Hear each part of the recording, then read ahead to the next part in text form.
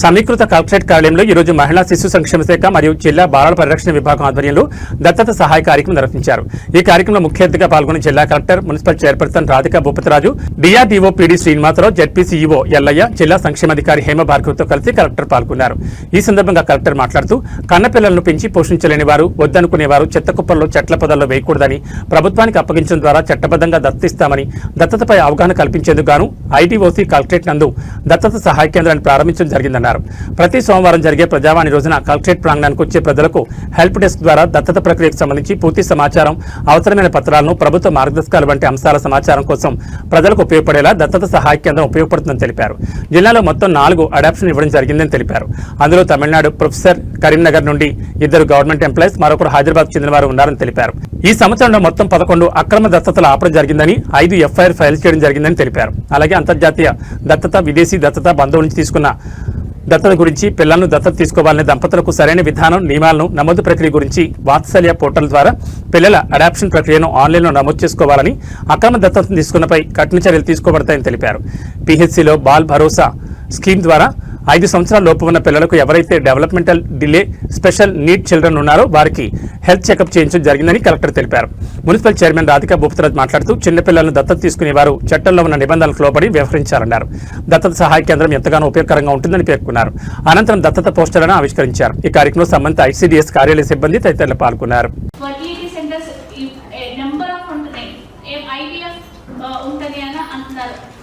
దాని గురించి చాలా డబ్బు ఖర్చు చేస్తున్నారు. అదొక పెయిన్ఫుల్ ప్రాసెస్. ఒక 10 సంవత్సరాలు, 5 సంవత్సరాలు వెయిట్ చేస్తున్న కపుల్స్ కూడా తీసుకుంటే ప్రతి బిడ్డకి కూడా ఒక కుటుంబాన్ని ఇచ్చిన వాళ్ళం అవుతాము. అండ్ అలాగే ఇది అడాప్షన్ ఒకటి. ఇంకొకటి ఫాస్టర్ కేర్ అని ఉంటుంది. ఇప్పుడు మనకి చైల్డ్ కేర్ ఇన్స్టిట్యూషన్స్లో కానీ యాజ్ పర్ కండిషన్స్ వాళ్ళు లాంగ్ టర్మ్ తీసుకోవచ్చు, షార్ట్ టర్మ్ తీసుకోవచ్చు అనమాట. సో ఈ విధంగా కొన్ని రోజుల పాటు, కొన్ని సంవత్సరాల పాటు ఆ బిడ్డకి ప్రాపర్గా మనము ఒక హోమ్ ని ఇవ్వడం జరుగుతుంది, ఒక ఫ్యామిలీని ఇవ్వడం జరుగుతుంది. మొత్తం 4000 అమ్మాయిలు దాంట్లో మన గ్రూపులుగా ఉన్నారు. ఆ కార్యక్రమంలో భాగంగానే ఈ రోజు మనం కెరీర్ గైడెన్స్ కూడా ఒక 200 మంది పిల్లలకు. ముఖ్య ఉద్దేశం ఏంటంటే పిల్లలకు ఎడ్యుకేషన్ కంటిన్యూ చేయడం, అంటే 10th ఆపేయడం, ఇంటర్మీడియట్ ఆపేయడం అది లేకుండా వాళ్ళ తర్వాత ఫర్దర్గా చదువుకునేటట్టు మనం ప్రోత్సహించాము. అట్లాగే వాళ్ళ హెల్త్ కన్వర్జెన్స్, అంటే వాళ్ళకి ఆరోగ్య విషయాల్లో స్పష్టత ఉండేటట్టు మనం చేసుకోవడం, అట్లాగే రక్షణ విషయాల్లో క్లారిటీ ఇవ్వడం. ఏంటంటే ఎస్ఓపి ఫర్ అడాప్షన్ ప్రాసెస్, దీని గురించి కూడా క్లారిటీగా మనము చెప్పగలం. దాన్ని మనం ఇల్లీగల్గానే మనం చూడాలి. సో ఇల్లీగల్గా తర్వాత నష్టం ఉంటుంది.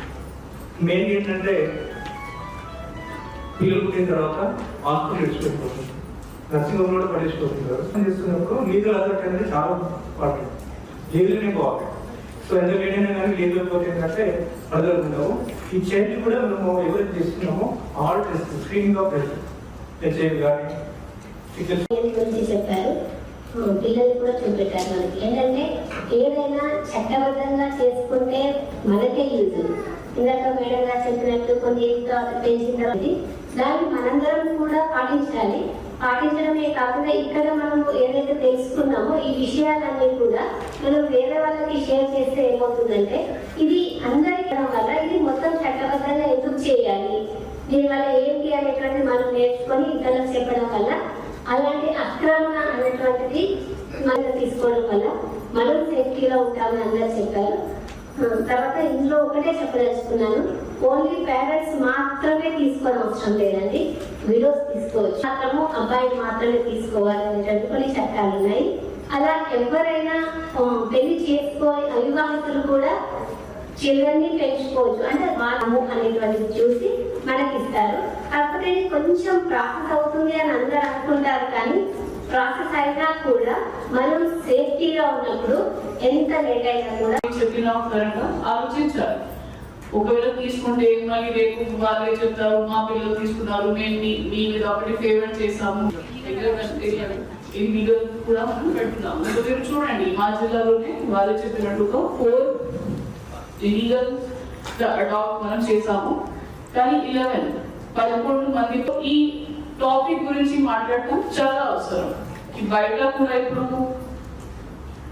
ఇన్ఫర్మేషన్ వచ్చిన తర్వాత ఫర్ ఎగ్జాంపుల్ మిమ్మల్ని వాళ్ళు మా దగ్గరికి వచ్చారు, ఇక్కడ నుంచి కొంతమంది అప్రోచ్ అవుతారు, నంబర్ తీసుకొని సరే ఇక్కడ ఫలానా చోట పాప పుట్టింది, బాబు పుట్టింది, మీకు కావాలా, 50,000 పడుతుంది, 1,00,000 ప్రాస్టిట్యూషన్ చేపిస్తారా, రకరకంగా ఉన్నాయి.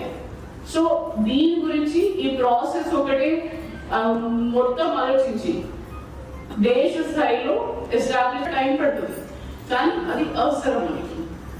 పేరెంట్స్ కి ఎంత వెయిట్ చేసినాక, ఎంత ఎంక్వైరీ చేసినాక ఒక పిల్లలు, ఒక బాబు కానీ పాప కానీ వచ్చేస్తే వీళ్ళకి ఇల్లీగల్ గా ఎక్కడైనా చేయకూడదు, ఆ మెసేజ్ కూడా ఇవ్వాలి.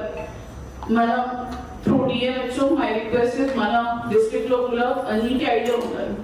ఇల్లీగల్ గా కూడా మనకి ఒక ప్రొసీజర్ ఉంటుంది. ఇల్లీగల్ గా తీసుకుంటే ఇప్పుడు చాలా మంది చెప్పారు 5 సంవత్సరం కానీ 6 సంవత్సరం తర్వాత. సో ఆ రకంగా భయంలో ఉన్న మొత్తం జీవితం వరకు ఎందుకు ఉండాలి, అది కొద్దిగా ఆలోచించాలి.